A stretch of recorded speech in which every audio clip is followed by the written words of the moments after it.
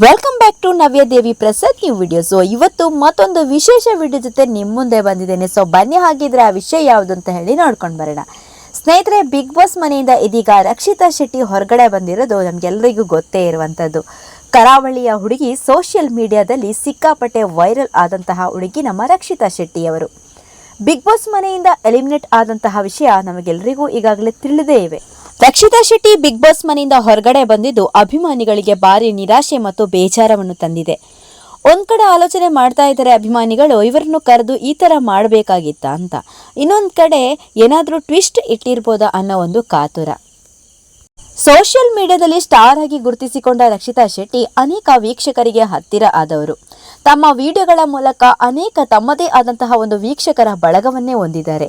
YouTube ವಾಹಿನಿ ಮತ್ತು ಇನ್ಸ್ಟಾಗ್ರಾಮ್ಗಳ ಮೂಲಕ ತುಂಬಾನೇ ವಿಡಿಯೋಗಳನ್ನು ಪೋಸ್ಟ್ ಮಾಡಿ ಒಂದಷ್ಟು ಟ್ರೋಲು ಕೂಡ ಇವರು ಗುರಿಯಾಗಿದ್ರು.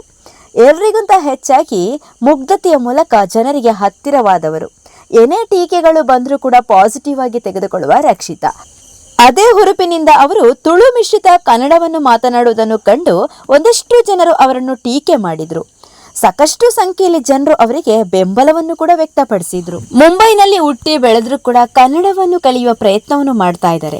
ಕನ್ನಡ ಗೊತ್ತಿದ್ರು ಕೂಡ ಇನ್ ಕೆಲವರು ಕನ್ನಡ ಮಾತಾಡೋಕೆ ಹಿಂದೆ ಮುಂದೆ ನೋಡ್ತಿರುವ ಈ ಟೈಮಲ್ಲಿ ಕನ್ನಡ ಗೊತ್ತಿಲ್ಲ ಅಂದ್ರೂ ಕೂಡ ಕಷ್ಟಪಟ್ಟು ಕಲಿತಾ ಇದ್ದಾರೆ ರಕ್ಷಿತಾ ಅವರು. ಬಿಗ್ ಬಾಸ್ ಮನೆಗೆ ರಕ್ಷಿತಾ ಆಯ್ಕೆಯಾಗಿದ್ದಾರೆ ಅನ್ನೋ ಒಂದು ಪ್ರೋಮೋ ನೋಡುವಾಗ್ಲೇ ಅನೇಕರು ಸಂತಸ ವ್ಯಕ್ತಪಡಿಸಿದ್ದಾರೆ. ಇನ್ ಕೆಲವರು ರಕ್ಷಿತಾ ಶೆಟ್ಟಿ ಇನ್ನೇನು ಟಿವಿಲಿ ಬರ್ತಾರೆ ಅಂತ ಕಾದ್ ಕೂತ್ಕೊಂಡದ್ದು.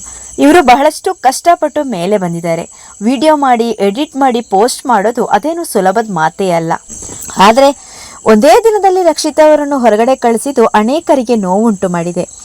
ಒಂದೇ ದಿನದಲ್ಲಿ ಹೊರಗಡೆ ಕಳಿಸೋದಾದ್ರೆ ಅವರನ್ನು ಕರಿಬೇಕಿತ್ತ? ಅಲ್ಲಿ ಏನಾದ್ರೂ ಟ್ವಿಸ್ಟ್ ಇರ್ಬೋದಾ? ಕರಾವಳಿ ಜನರಿಗಂತೂ ತುಂಬಾನೇ ಬೇಜಾರಾಗಿರೋದಂತೂ ಸತ್ಯ. ಇವರು ಕರಾವಳಿಯ ಹುಡುಗಿ, ಯಾವುದಕ್ಕೂ ಕೂಡ ಬೇಜಾರ್ ಮಾಡೋರಲ್ಲ, ಯಾರಿಗೂ ಬೇಜಾರ್ ಮಾಡೋರು ಅಲ್ಲ.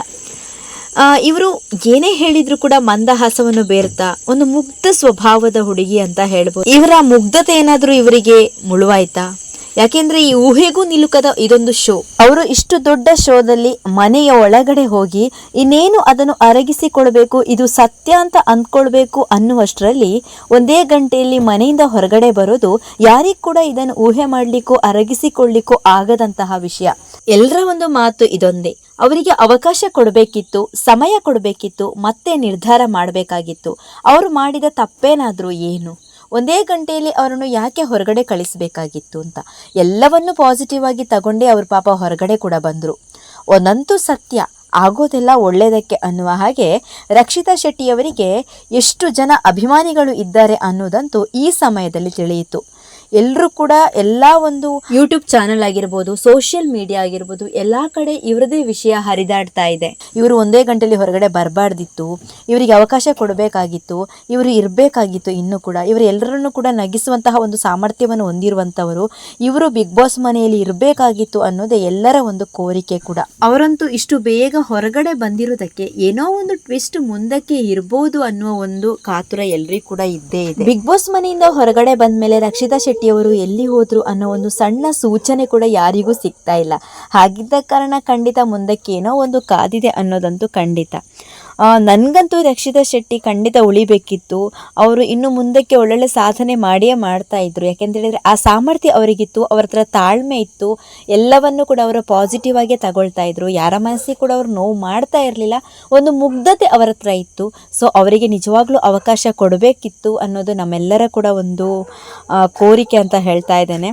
ಸೊ ಹಾಗೇನೆ ನಿಮಗೆ ಕೂಡ ಏನು ಅನಿಸ್ತಾ ಇದೆ? ರಕ್ಷಿತಾ ಶೆಟ್ಟಿಯವರಿಗೆ ಅವಕಾಶ ಕೊಡಬೇಕಿತ್ತಾ, ಅಲ್ಲ ಬಿಗ್ ಬಾಸ್ ಈ ಥರ ಮಾಡಿದ್ದು ಸರಿನಾ? ನಿಮಗೇನು ಅನಿಸ್ತಾ ಇದೆ ಅಂತ ಹೇಳಿ ನನಗೆ ಕಮೆಂಟ್ ಮಾಡಿ ತಿಳಿಸಿ ಅಂತ ಹೇಳ್ತಾ, ಇನ್ನೂ ಕೂಡ ಒಳ್ಳೊಳ್ಳೆ ನಾನು ವಿಡಿಯೋಗಳ ಜೊತೆ ನಿಮ್ಮ ಮುಂದೆ ಬರಬೇಕು ಅಂತ ಅಂದ್ಕೊಂಡಿದ್ದೀನಿ. ಖಂಡಿತ ಬರ್ತೀನಿ ಕೂಡ.